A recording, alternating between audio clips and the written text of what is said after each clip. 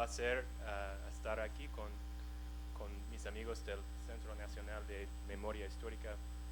Otra vez ha sido hace mucho tiempo desde yo he estado en Colombia, como 3 años.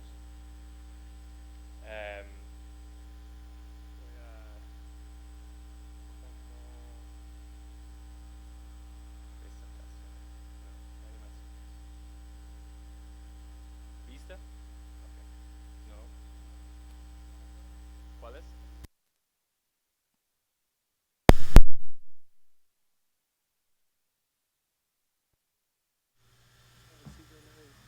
Para empezar. No, pero para empezar. Oh, gracias. Ok. Ya.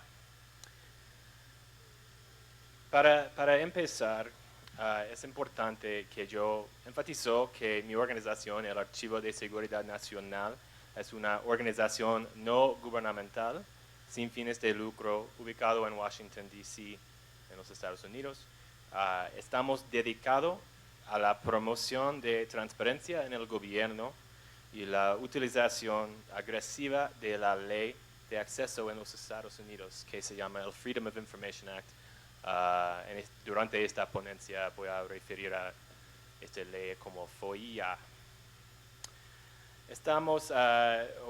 Digo esto porque no quiero que ustedes tengan la impresión que nosotros somos oficiales del gobierno ni de la famosa o infamosa Agencia Nacional de Seguridad.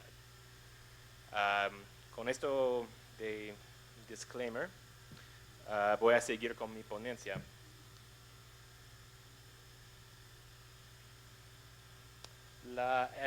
Estamos aquí hoy para discutir por qué el acceso a los archivos secretos de las agencias militares y de inteligencia debería ser una prioridad central de comisiones de la verdad post-conflicto y otras entidades que investigan los crímenes cometidos durante los conflictos, como lo experimentado por Colombia.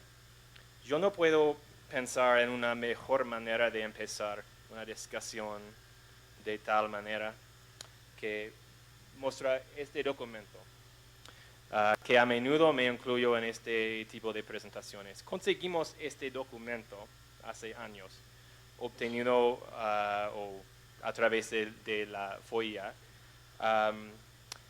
y ese es, como dije, la ley que facilita el acceso a la información gubernamental.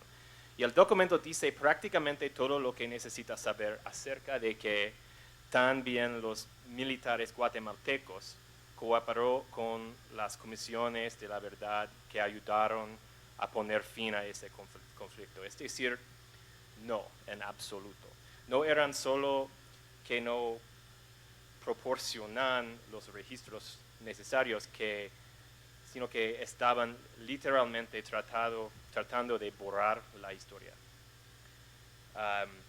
Mira que en ese documento se trata es un documento, se puede ver que dice en las palabras de militares de los Estados Unidos que los esfuerzos militares guatemaltecos están destruyendo, entre comillas, todos los archivos comprometedores, incluyendo cualquier información que podría ser usada para identificar o ayudar a rastrear a las personas que podrían ser vistos como responsables de cualquier actividad que pueda ser considerada ilegal en cualquier forma. Y que las instalaciones utilizadas a principios de 1980, a medias como zonas interrogatorios, han sido totalmente demolidos y pozos que existían para enterrar a guerrilleros se han llenado y tapado con cemento.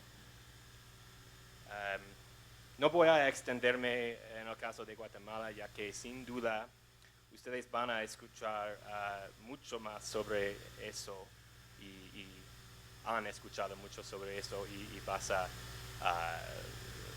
mirar la película más luego. Pero basta decir que el uso de este documento para yo utilizo este documento para hacer dos puntos claves. Uno, que la búsqueda de protección, la preservación y en su caso poner a disposición pública todos los registros relativos a graves violaciones de los derechos humanos y el derecho humanitario debe ser una prioridad de cualquier comisión o agencia que está encargada de investigar violencia política. Y dos, que además de y especialmente en ausencia de este tipo de registros, o los documentos de terceros países, en este caso los Estados Unidos, especialmente aliados claves como los Estados Unidos, y especialmente aquellos que también tienen leyes de acceso robustos como los Estados Unidos, pueden ser clave para aprender la verdad sobre violaciones graves de derechos humanos. Con el escrutinio apropiado, estos registros no pueden decir literalmente, estos registros nos pueden decir literalmente dónde están enterrados los cuerpos. Pero incluso esto es una fuente limitada y no es un sustituto de garantizar que las comisiones nacionales de la verdad tienen acceso sin restricciones a los registros que ellos necesitan para hacer su trabajo.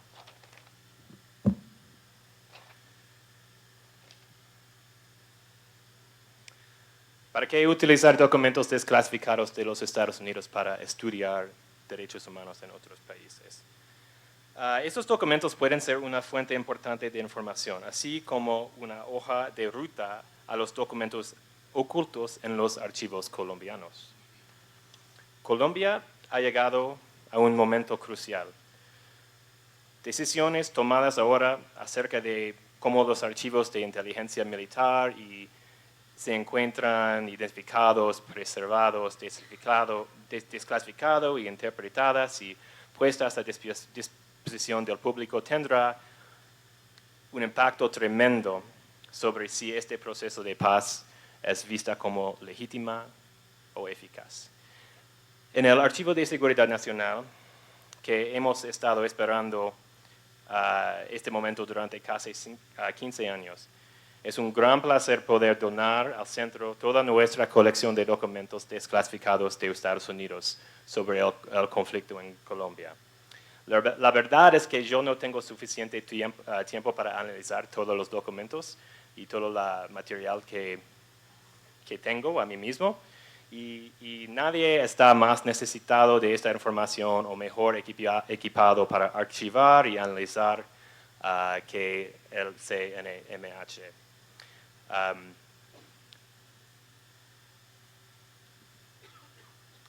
Edward Snowden no era la primera persona para revelar la gran y omnisciente alcance de los Estados Unidos de espionaje. Pero los documentos que filtró a la prensa han puesto el poder de las agencias de inteligencia de Estados Unidos en relieve marcado. Los Estados Unidos tienen con mucho la más grande comunidad de las agencias de inteligencia del mundo. Y los efectos de la construcción de un archivo de los derechos humanos en Colombia, estos registros son realmente muy valiosos, no porque deben considerarse la última palabra en la historia del conflicto de Colombia, ni mucho menos. Pero debido a 15 años de investigación del Archivo de Seguridad Nacional, ha descubierto lo que es esencialmente una hoja de ruta para la gigantesca investigación que tiene en sus manos investigadores aquí en Colombia. Esos son los investigadores que buscan el acceso a este tipo de registros en Colombia. Solo tengo tiempo para compartir algunos ejemplos y quiero comenzar con un documento que fue enviado a nosotros por la Agencia de Inteligencia de la Defensa, la DIA, hace solo unas pocas semanas.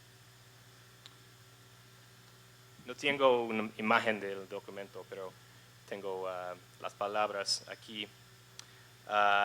Bajo el título Actualización de relaciones del Ejército de Colombia con organizaciones paramilitares, Esto parece ser un esfuerzo de la DIA que normalmente defiende las acciones de sus homólogos en la frontera Colombo. ¿Cómo? Otra vez. Esta parece ser un esfuerzo de la DIA, una agencia que normalmente está defendiendo militares en Colombia, para poner la mejor cara en un problema cada vez mayor en el ejército colombiano en esa época, 1996.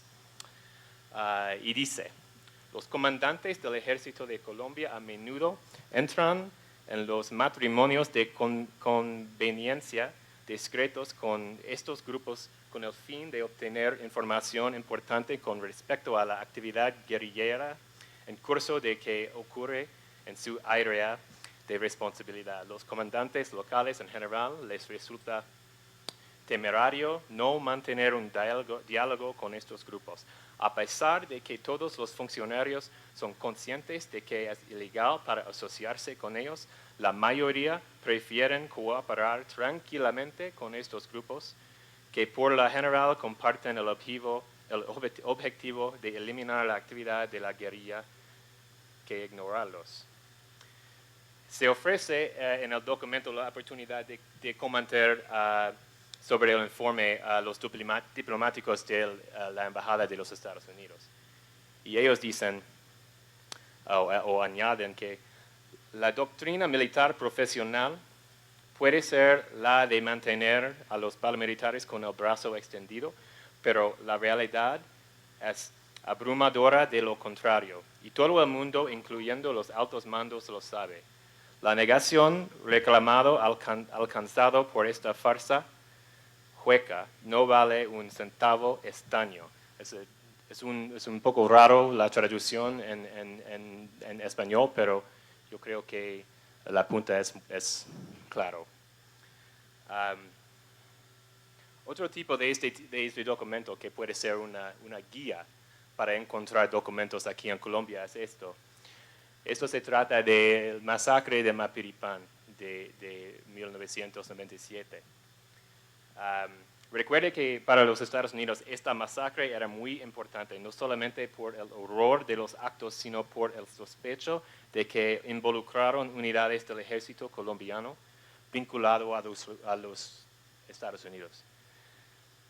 Los que han recibido asistencia de seguridad de los Estados Unidos o entrenamiento de los Estados Unidos. Así que cuando digo de estos documentos, son como una hoja de ruta. Esto es lo que estoy hablando. Documentos como estos pueden ser fuentes muy importantes para los investigadores colombianos. Ese documento tiene un... aquí. Es realmente una lista de informes generado por el ejército colombiano sobre la masacre de Mapiripán. En total de documentos hay como, no sé, 15 páginas con resúmenes de estos informes. Está bien tachado, pero los documentos son identificados y habla de documentos que existen o por lo menos existieron en los archivos del ejército colombiano.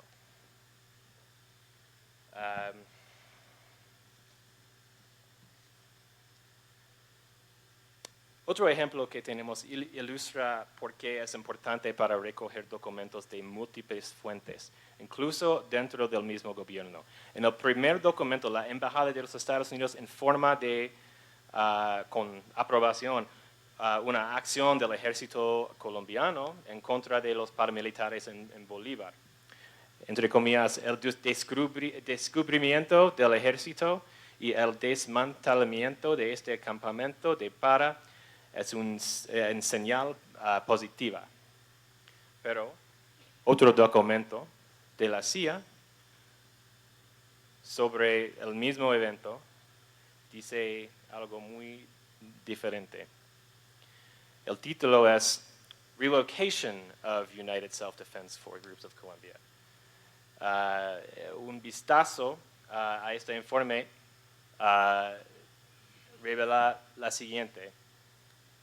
Entre comillas, si bien las unidades del Ejército de Colombia tuvieron éxito en empujar hacia afuera de las áreas antes mencionadas, el Ejército los trató bien.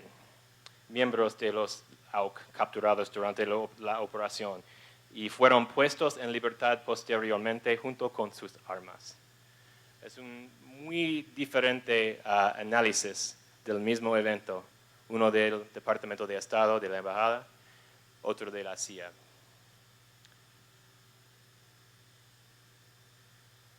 Otro ejemplo de los tipos de documentos que son muy importantes como una mapa o una guía de organizaciones militares extranjeros es esto. Esto se trata de Chile, de los años 70. Y es simplemente una charta describe la organización y estructura de la DINA, que fue la organización de inteligencia muy represiva en esa época de Chile. Y el conocimiento, el entendimiento de este tipo de organización, las relaciones entre comandantes y las personas más bajas es muy importante para investigaciones de clarificación histórica. Documentos también pueden ser utilizados como evidencia. En el caso de Fujimori en Perú fue un documento que fue parte del caso contra el expresidente de Perú. Este cable de la embajada describe un como two-tiered action subversion plan, un plan público con énfasis en derechos humanos y otro plan secreto que incluye asesinatos extrajudiciales. Estos son solamente algunos ejemplos de cómo estos documentos pueden tanto proporcionar información importante acerca de los problemas en derechos humanos, con los derechos en cada caso, y los vínculos entre las fuerzas dominantes colombianas, militares, y los grupos armados ilegales, y ayudar a los investigadores en Colombia con tareas cruciales, entre ellos la identificación de registros militares y de inteligencia de los específicos en Colombia, la identificación de los programas secretos y operaciones del ejército, de los AUC, de las guerrillas, y la reconstrucción de las cadenas de mando, autores intelectuales y actores operacionales involucrados en crímenes contra los derechos humanos. Las batallas por el acceso a inteligencia secreta en los Estados Unidos son muy complicados. Es una cosa para obtener documentos desclasificados sobre lo que está pasando en Colombia o lo que está pasando en Chile o otros países. Es totalmente otra cosa tener acceso a documentos de los Estados Unidos sobre violaciones de derechos humanos cometidos por los Estados Unidos mismos. Por ejemplo, en este momento tenemos un informe de como 6,000 páginas escrito por un comité de investigación del Senado de los Estados Unidos y está demorada como hace, no sé, 1 año, 2 años en la publicación de la información porque hay un argumento cuánta información sobre los programas de tortura puede ser divulgado. Y puede ver en este ejemplo, este fue un informe de hace unos años. Este fue sobre programas de tortura en los Estados Unidos. Ese fue la desclasificación de presidente Bush. Una página, pero con pocas palabras. Y dentro de Obama, recibimos mucho más palabras sobre esta política. Es decir que es muy difícil para presionar a los Estados Unidos para desclasificar información sobre sus mismos crímenes. Bueno, pues en Colombia tenemos una nueva ley de acceso. Y esta ley tiene una excepción para los derechos humanos. Y dice la siguiente: las excepciones de acceso a la información contenidas en la presente ley no aplican en casos de violación de derechos humanos o delitos de lesa humanidad. Y en todo caso deberán protegerse los derechos de las víctimas de dichas violaciones. México es un país que tiene más o menos la misma excepción en su ley. Y es un ejemplo muy clave para el caso de Colombia. En las próximas semanas, la Corte Suprema de México escuchará dos casos sobre acceso a la información relacionado con casos de información que buscan material de los expedientes de los casos horribles de horribles masacres en San Fernando, en el noreste de México. Estos consisten en los asesinatos de 72 migrantes por el cartel de los Zetas en agosto de 2010 y el descubrimiento en el año siguiente de cientos más en fosas comunes en la misma zona. Desde el principio, los casos han olido fuertemente de colaboración del Estado. Uno de los factores que determina si un caso constituye una grave violación de los derechos humanos es la participación del Estado. Esos son casos que hemos seguido de cerca y que nosotros estamos contribuyendo a la manera que mejor sabemos. El suministro de documentos estadounidenses desclasificados, como las destacadas en este artículo aquí. Es un artículo de la revista Proceso en México, destacando unos documentos desclasificados sobre las masacres. Pero bueno, el punto es otra cosa. Sin entrar en demasiados detalles sobre el caso, los demandantes en estos casos, uno de ellos es artículo 19 y la otra es la Fundación para la Justicia, organizaciones mexicanas. Ellos han desarrollado una estrategia legal muy progresista a la fuerza en este caso. Y están demandando de la Procuraduría General de la República de México para liberar material de expedientes o de archivos investigadores de estas masacres. Una resulta de este esfuerzo es que un juez federal en México entregó un fallo en que declaró que la transparencia en dichos casos es fundamental para, entre comillas, evitar la impunidad y la repetición de dichos actos en el futuro. La naturaleza sensible de las averiguaciones previas es precisamente la razón por qué es tan importante hacerlas públicas, al que ofendan a toda la sociedad. Además, el juez decía que la ley de transparencia en México previó como excepción a la reserva de las averiguaciones previas aquellos casos extremos en los cuales el delito perseguido es de tal gravedad que el interés público en mantener la averiguación previa en reserva se ve superado por el interés de la sociedad en su conjunto de conocer todas las diligencias que se estén llevando a cabo para la oportuna investigación, detención, juicio y sanción de los responsables. Al mismo tiempo, en el Archivo de Seguridad Nacional hemos utilizado estos mismos fallos y argumentos y estrategias legales para obligar a las agencias mexicanas para responder a los casos o otros casos relacionados con esos masacres.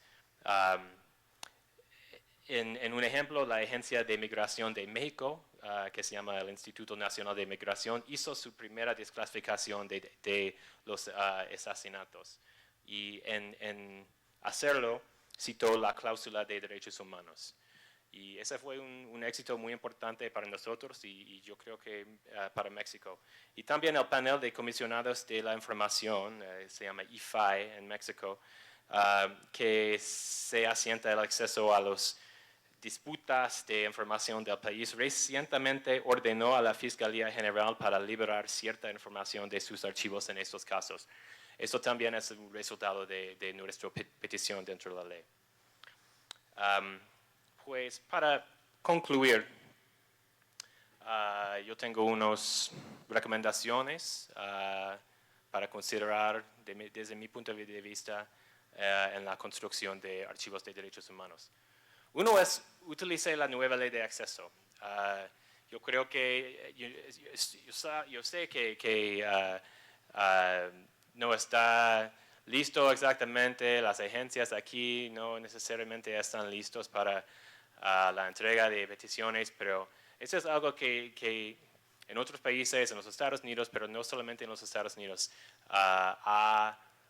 es algo que ha presionado el gobierno para cambiar las políticas de transparencia. Por ejemplo, aquí en Colombia, nuestra organización, el Archivo de Seguridad Nacional, ya ha presentado algunas peticiones básicas sobre los reglamentos y otros documentos que describen cómo varias agencias responden a peticiones entregadas. Es decir, que estamos peticionando para información cómo las agencias van a responder a peticiones. Es una como meta petición para clarificar, para comprender bien cómo funciona el sistema y si las organizaciones, las agencias del gobierno están preparadas para responder. Y otra cosa, recomendación es adoptar un enfoque estratégico a la nueva ley de acceso. Comience con los documentos que se pueden identificar, como los documentos que están en el documento sobre Mapiripán, por ejemplo. También investigadores deben hacer un esfuerzo serio para localizar, identificar, recoger y hacer disponible la información sobre el conflicto, sobre todo en los casos de derechos humanos. 4. Utilice documentos desclasificados de los Estados Unidos como hoja de ruta para la comprensión de la organización y operaciones de las fuerzas de seguridad colombianas. 5. Tengo en cuenta que nuestros documentos desclasificados son una fuente muy limitada de información sobre Colombia y no es sustituto para asegurar que las comisiones nacionales de la verdad también tienen acceso sin restricciones a los registros que ellos necesitan para hacer su trabajo de investigar derechos humanos y violaciones de derechos humanos. También es de suma importancia que este proceso no refleja el proceso ya que jugó el año pasado en Guatemala. Tengo aquí las palabras de una fuente muy cerca a esta investigación en Guatemala y esta fuente me dijo sobre la depuración de documentos del año pasado por parte del ejército guatemalteco. Dice, entre comillas, la llamada desclasificación de archivos militares el año pasado fue una fraude. Los documentos liberados eran agrupaciones arbitrarias de los registros internos que no tenían nada que ver con el conflicto, incluyendo, pero no limitado, a cientos de páginas de los recibos de compra de unidades para cosas como la papelería y pasta de dientes. Fue un ejercicio de publicidad sin conexión a un proceso de archivado correcto. Yo debo añadir que tan importante como el acceso a los registros de gobierno es a este proceso, todo el archivo de los derechos humanos será muy incompleta a menos que y hasta que se tiene acceso a los registros de todos los posibles actores armados en Colombia. No sé si esto es probable o no, pero un poco de apertura iría un largo camino en este momento para los FARC. Otra cosa es que se debe hacer todo lo posible para utilizar las fuentes incluidas en el archivo de los derechos humanos para verificar las confesiones de los desmovilizados. Creo que esa funciona de lo que yo no entiendo sobre el proceso, pero para mí es obvio que memoria histórica, otras autoridades judicial debe utilizar documentos desclasificados, documentos de sus mismas archivos, de los archivos de los Estados Unidos, de los archivos de compañías como Chiquita Brands, para verificar, negar, analizar si las confesiones de los AUC o los otros desmovilizados están correctos. Bueno, con esto yo voy a terminar mi ponencia. Muchas gracias por escucharme.